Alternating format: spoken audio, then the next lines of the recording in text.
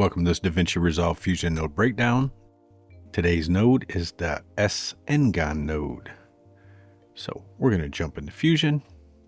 And if you guys remember right, before we start seeing our shapes, we need the SRender node.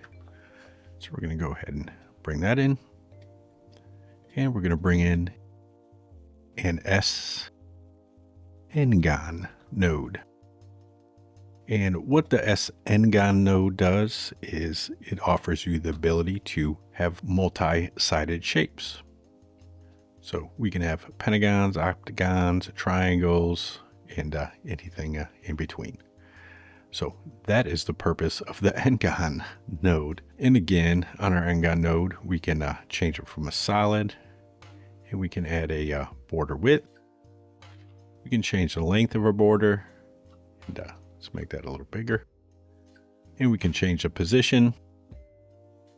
And again, we can change our ends, our little cap styles down here. And we can change the actual end style to flat rounded or flat centered. Additionally, we can offset on the X, the Y, give it some Z information, offset on the Z for 3D stuff.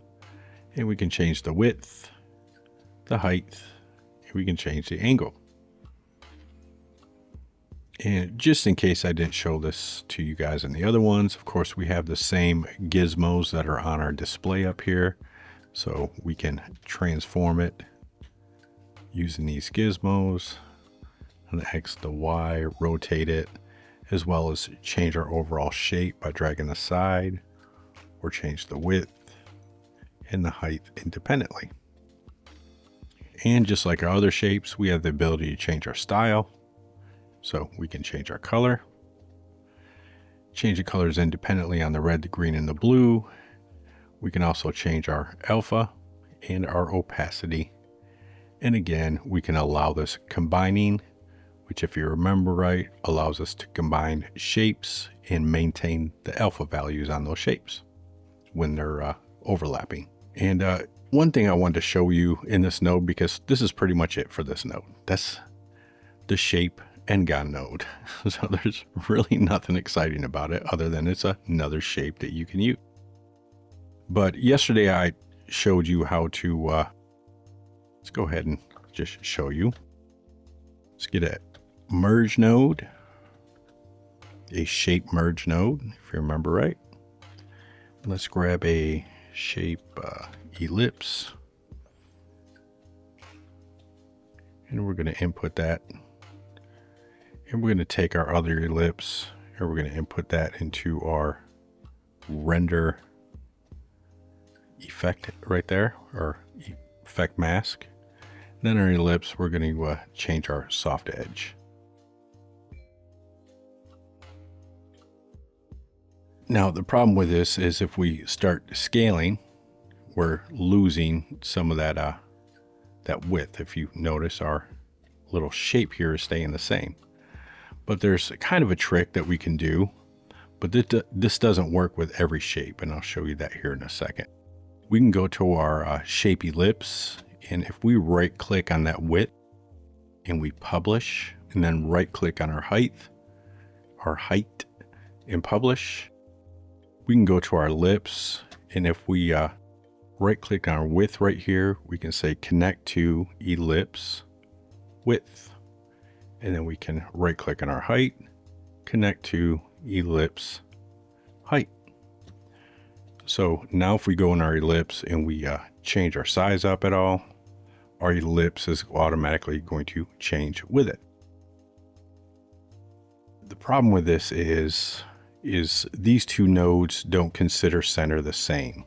So if I go to my ellipse node and I move it and I say I want to connect this to this as well. So let's go and reset that.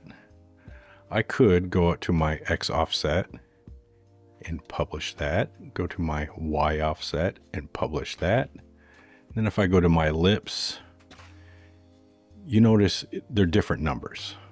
And it's considering itself kind of different on the X and Y.